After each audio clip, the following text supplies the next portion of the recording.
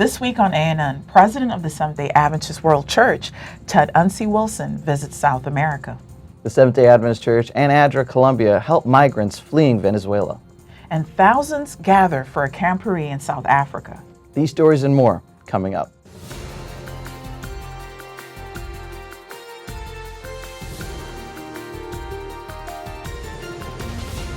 Thank you so much for joining us this week. First in the news, the president of the Seventh-day Adventist World Church is making his way through South America. Ted Wilson, accompanied by a small group of church leaders, is making a pastoral trip to 6 countries to encourage and inspire church members across the continent. During his trip, Wilson sat down for a 30-minute conversation with Vice President of Paraguay, Hugo Velasquez Moreno, to discuss the church's work in the country and an Adventist school and hospital Wilson had visited earlier that day. Moreno expressed appreciation for the Adventist Church's efforts to support the people of Paraguay. He smiled broadly when Wilson presented him with a black leather Andrews Study Bible and 6 books on topics such as family life and psychological health. Picking up the Bible, he asked Wilson to write a note of dedication. Wilson agreed and asked whether he first could share a favorite verse from his own Bible. The 2 men opened their Bible to Micah 6:8. Explaining the verse line by line, Wilson said the components of good leadership included justice, mercy, and humility. Moreno was visibly moved by the Bible verse, and he promised to apply it to his work. During his trip to Brazil, Wilson invited the governor of Brazil's southern state of Rio Grande do Sul to seek wisdom from God in handling a regional economic crisis.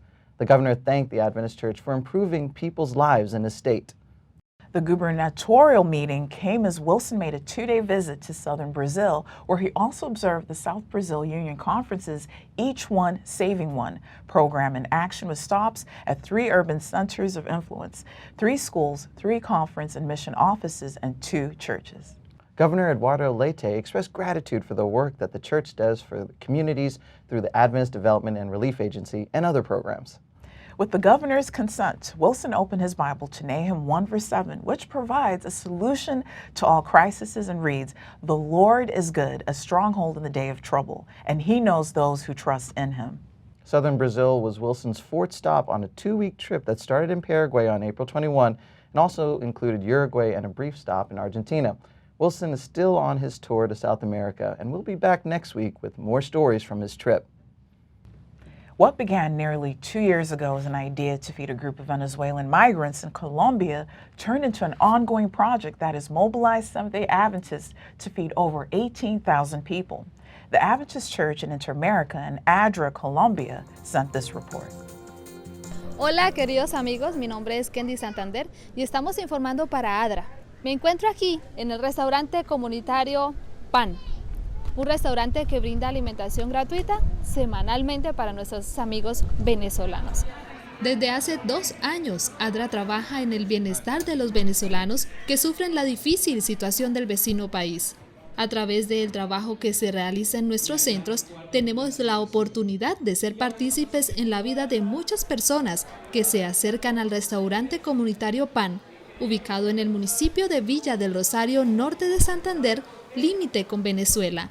Más de 200 almuerzos semanales son dados gratuitamente a quienes desde muy temprano llegan a inscribirse en el lugar. ¿Cómo te sientes de poder ayudar en esta hora tan especial? Yo por lo menos me siento muy feliz sirviéndole al Señor. Contenta de colaborarle a Dios y a todas estas personas que necesitan su pan de cada día. Esto es lo que estamos viendo, se lleva a cabo cada miércoles en este lugar. Con mucho amor se preparan estos alimentos, desde muy temprano llegan nuestras amigas a hacerlo de corazón para quienes más lo necesitan. Sigan apoyando esto y estoy muy agradecida por la corporación ADRA, gracias a ellos estamos comiendo y bueno, que muchas gracias y que lo sigas bendiciendo. Como te digo, pues la necesidad que estamos pasando me llevó a llegar hasta aquí para luchar por mi hijo. Bueno, le damos muchas gracias a ADRA por dar nuestro alimento. Muchas gracias, ADRA, por estos deliciosos alimentos. Que el Señor los favorezca, les dé la salud y los socorra cada un día más. Llegué a este comedor comunitario, ayudo, colaboro acá y estoy muy agradecida y bendecida me siento cada día más porque me dan mi alimentación y así colaboro con la Fundación ADRA. Somos líderes del comedor Pan de ADRA. Seguimos dándole gracias a ustedes porque sabemos que sin su colaboración nada podemos hacer. Desde Villa del Rosario, exactamente el comedor comunitario de ADRA, queremos darle las gracias por todas las donaciones que nos han dado durante estos 2 años y medio. Y recuerda, seguimos esperando esas donaciones que han sido de gran bendición para este comedor. Nos alegra cuando recibimos sus recursos para poder proveer alimentación a todos estos amigos venezolanos.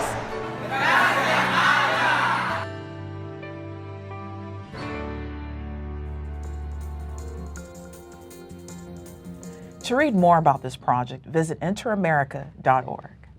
The third annual camporee for the Seventh-day Adventist Church in the Southern Africa Indian Ocean region was recently held in Pretoria, South Africa. More than 4,500 young people from all over the region came together to see friends, learn new skills, and hear about God.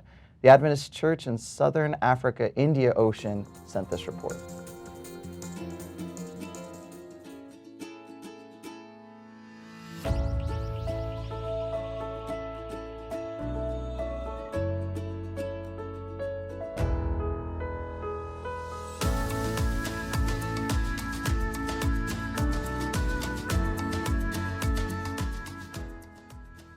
The third edition of the Southern Africa Indian Ocean Division Pathfinder Camporee was held in Pretoria in South Africa, attracting more than 4,500 young people from across our division. Running under the theme Take It, the week-long Camporee was held at Mopani Lodge right on the outskirts of Pretoria. The once bushy Mopani Lodge was decorated by all sorts of colorful tents by the young people, because the SID Camporee is one calendar event that no young people would like to miss.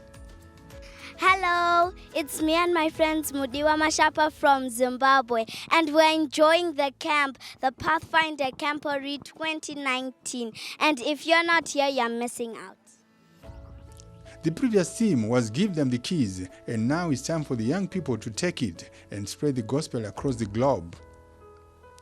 Running under the leadership of Pastor Busi Kumalo, the Camporee had all the ingredients that the young people were looking for. I've learned how to sew, I've learned how to make new friends, and I have learned how to be kind to other children. And I just enjoyed being around different people, speaking different languages, but loving and having the same mission, and that's to love God and to share the word of God. Go out there, Pathfinders and Master Guides and leaders, be servants of God and friends to men. Jesus is coming back again. See you in heaven soon. Pathfinders take care of each other. And it's only because Jesus dwells in us that we can take care of each other. So stay close to Jesus. I'll see you in Oshkosh, or I'll see you online, or I'll see you in heaven, whichever comes first. The obstacles was one station that gave the young people determination to persevere, as most were tested and stood the test of time. All in all, 36 honors in arts and crafts were at stake, and the young people did not disappoint either, as all proved that they were indeed Pathfinders, and they are here on a mission, not just to take it, but to broadly go where no other Pathfinders have gone before. The guest speaker, Pastor Gary Blanchard from the General Conference, was highly impressed by the Camporee and charged the young people to continue shining the light as they take the gospel further. Oh man, I would say take it. Take your identity as children of God, your mission to reach as many people with the gospel as possible, and you're called to be a leader, to be a servant of others, to live to bless others. Take it, young people, wherever you go around the world. God bless you from the General Conference Youth Department. So at the camporee we learned lots of things, and especially in the first aid we learned about things that what happens if a person has a head injury, and what the difference of like what am I gonna say, a normal person that just fainted and a person that has shock and a heart attack. So we learned the difference between those, and yes, it was very fun. As is their tradition, the climax of the Camporee was the drill down, where the young people displayed exceptional skills, with Malawi receiving a standing ovation. The workshops were something to marvel at, as young people were taught life skills such as life coaching, social networking, spiritual gifts, the dangers of HIV/AIDS, sexuality, and identity, just to mention but a few. As the week-long camporee came to an end, the young people could be seen going back to their homes, full of zeal that truly they've been empowered to soldier on with the mission of the church. But wow, yeah, what an experience. From just the drilling, the sermons, the seminars, the teaching about the requirements of Pathfinders. It's always wonderful to be amongst God's children, and especially events like this are very close to my heart. The Southern Africa Indian Ocean Division continues to intensify its total member involvement, TMI, mission to the cities. The zeal and enthusiasm shown by our young people is a sure sign that the future of the church is in the good hands. For the Adventist News Network, this is Noah Spanda reporting from Pretoria in South Africa. Despite starting near the rear of around 2,000 cyclists participating in a popular 9-mile ride around Athens, Greece, a team of Adventist cyclists finished near the front, sharing their faith along the way. The Adventist Bikers for Christ team, or ABC, is based in Athens and ride most Sundays, covering 31 to 37 miles. Their motto is, "Every ride is a mission." The club has around 15 members, about a third of them being friends of the church who are currently receiving Bible studies. The team developed their strategy and decided that over the 15 kilometers, they would gradually overtake other cyclists 2 by 2 so that they could be recognized as a team in uniform. They were in good condition from their regular rides, and most team members actually overtook around 2,000 cyclists. Reporters and cameramen recognized the team and took pictures, asking them who they were and what they represented. The aim of ABC is to participate in many more rides like this, giving people an opportunity to discover who they are. Adrian Fernandez, a pastor for the Filipino and international churches in Athens, said, "We tell them we are Adventist Bikers for Christ. And for us, cycling is not for fun, but in every ride, it is a mission to make God known to Athens." Coming up, we hear a story of how Hope Radio changed one man's life. We'll be right back after the break.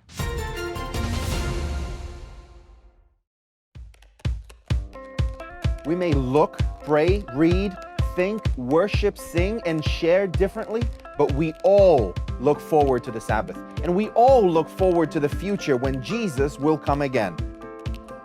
With this message in mind, we arrived at a core component for a new identity system. The creation grid, a simple 7-column structure for layout. The grid is a reference both to the prophetic timeline as well as to the creation week that culminated in the 7th-day Sabbath. The first 6 columns of the grid belong to the designer. They can be filled with anything: text, images, illustrations, patterns, and logos. But the 7th column, the Sabbath column, does not belong to them. It is meant to be different and special. Regardless of what or where you are designing, you can always find information to help you communicate that we are all Seventh-day Adventists.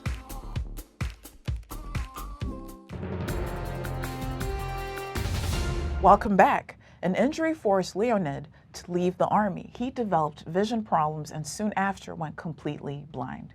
He had hit rock bottom and didn't know where to turn until he heard a program from Hope Radio in the Ukraine. The Adventist Church in Eurasia sent this report. С женой мы живем, можно сказать, даже прекрасно. У нас есть общение, более-менее здоровье, очень хорошие, теплые отношения. У нас на первом месте с женой Господь. Потом идет семья. Есть некоторые неудобства, но в основном, в общем, лучшего и быть не может. Это брак, который нам дал Господь. Я его полюбила, буквально с первых минут знакомства. Он настолько меня заинтересовал, заинтриговал, настолько расположил к себе. Такой непосредственностью своей, открытостью, честностью. С первых же дней, как только здесь появился, поремонтировал розетки, посуду моет, убирает, стирает, все делает. Я удивляюсь, поражаюсь, что он все на ощупь, притом без помощи, и не любит, когда ему кто-то помогает. Прогоняет, я сам, все сам. Новоспечена родина радіє своєму шлюбу.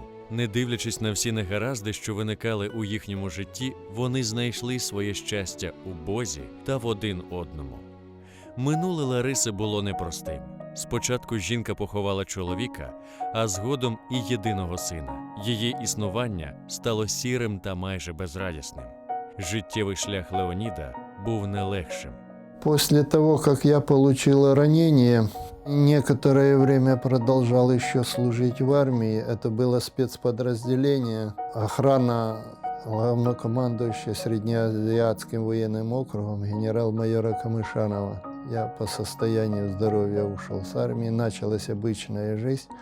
И в 1992 году у меня начались серьезные проблемы со зрением. В 1995-м полностью потерял глаза. Последнее, что я прочитал, это было прочитано запоем «Новый Завет». И после этого я больше не увидел никогда ни одной буквы. В быту, когда начинаешь терять зрение, старайся как-то все быстренько накопить это и запомнить. Слепой я, не слепой, каким бы я ни был, у меня было желание жить. Жага до життя не дозволила Леоніду здатися. Проживши більше 20 років без очей, він із легкістю міг виконувати більшість побутових справ. Проте почуття самотності з часом ставало все відчутнішим. Саме це і змусило чоловіка погодитися на пропозицію друзів завести стосунки з жінкою з газети знайомства. Леонід продав власний будинок та переїхав жити до неї. Подружжя знаходило порозуміння, допоки не скінчилися гроші з продажу будинку чоловіка. Відтоді почалися сварки та суперечки. Жінка критикувала майже кожен його крок. И в оконцовке мне эта женщина сказала, чтобы я уходил. Я говорю, куда я пойду? Мне некуда идти. Идти под забор слепому – это тяжело. И у меня опустились руки. Не знал я, или самому с этой жизни уходить, или им с этой жизни уходить. Я так решил. Я думаю, значит, придет утро, и утром я это все решу. Другого выхода из сложившейся ситуации я не видел. Ночью, лежа на диване, у меня рядом приемничек был. Включаю, и главное, что это была не полностью программа, а уже конец, где женщина говорит, если вам очень тяжело, позвоните по такому номеру. Make sure you join us next week for the rest of this story. Coming up, Victoria Turrentine is here to share some important information on how to use social media to raise awareness about addiction. But up next, Adventist Mission and President of ADRA International, Jonathan Duffy, share more about ADRA's work with the Rohingya.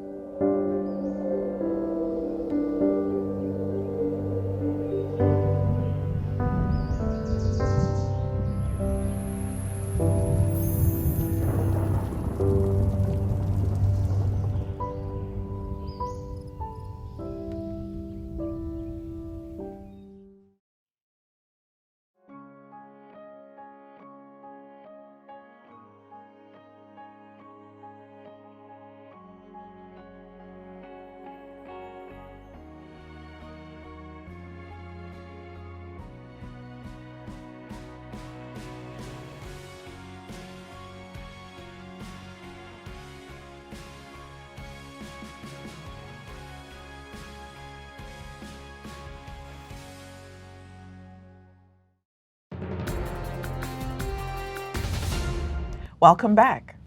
In Bangladesh, thousands of Rohingya refugees have settled in camps.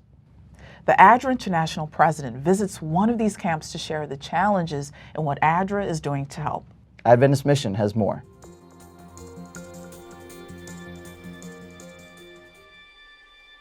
Greetings from Bangladesh. I'm here today as we're doing a food distribution to the Rohingya refugee camp. This week we'll be providing food, and I've just been to another camp where we're providing shelter. As I sit here and I look at the needs that exist, and I feel the pride that comes to me as I see the staff at work, it reminds me of the great work that ADRA does.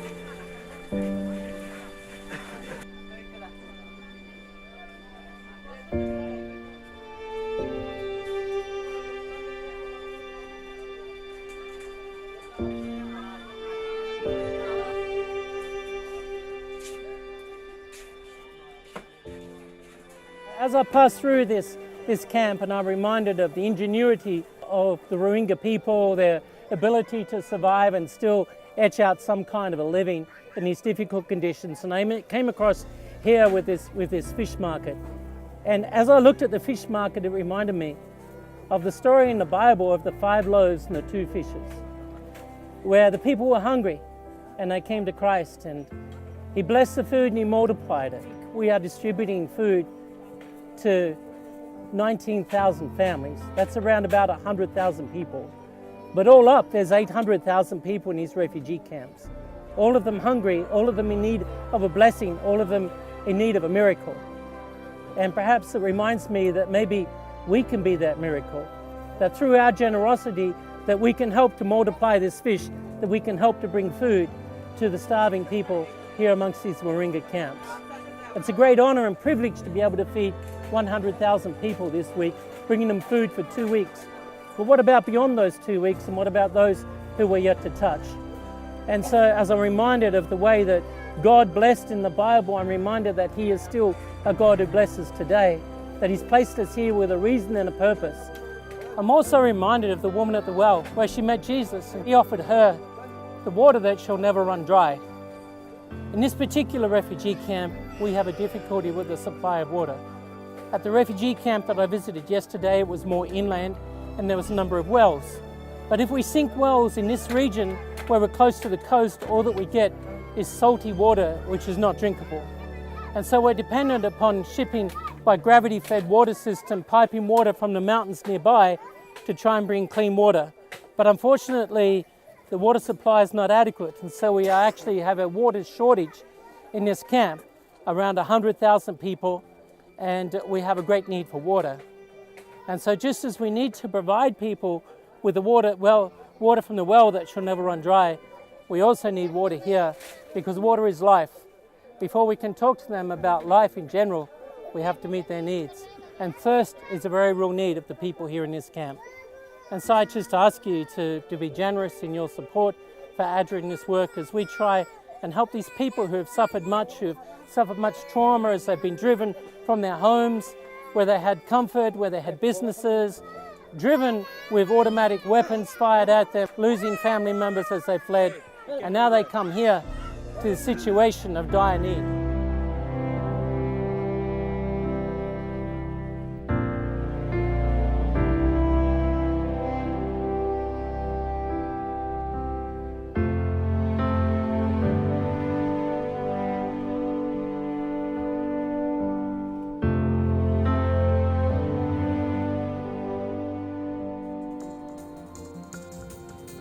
Watch this and other mission stories online by visiting AdventistMission.org, then click on videos at the top. In May, we recognize National Prevention Week, an annual health observance dedicated to increasing awareness and action around substance abuse. Victoria Turrentine is here to share resources about how you can use social media to make an impact around this important topic.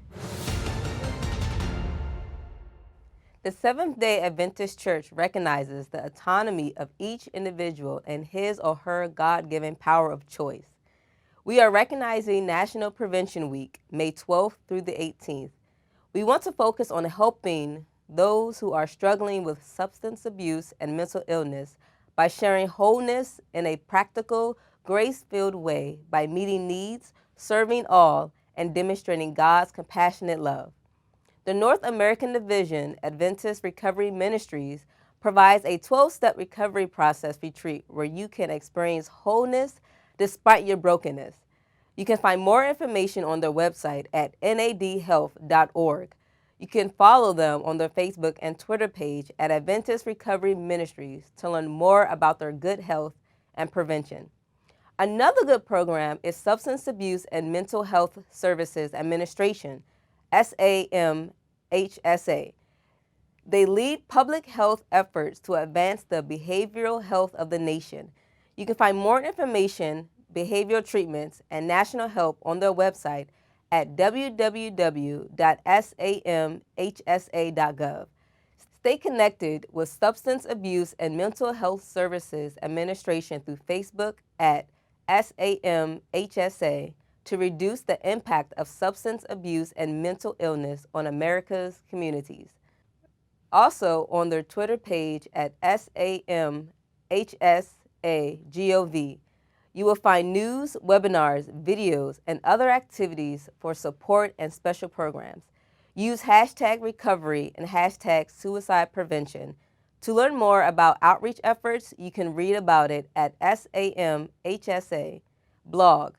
They give clear, up-to-date explanations on behavioral health topics, new programs and recent reports, and current grant opportunities. And on their YouTube channel to view professional videos aimed at diverse audience. As Adventists, we believe in extending Christ's healing, love, and restoration to a broken world. And finally, for today's episode, let's turn to Kenry Hilton for a look at Adventist history. This week, the Peruvian Union University turns 100. Welcome to This Week in Adventist History. This week, we recognize and celebrate with the Peruvian Union University, who is celebrating their 100-year anniversary this week. The university had humble beginnings and was established on April 30, 1919 as Instituto Industrial in Miraflores, a suburb of Lima. It was also referred to as the Lima Training School.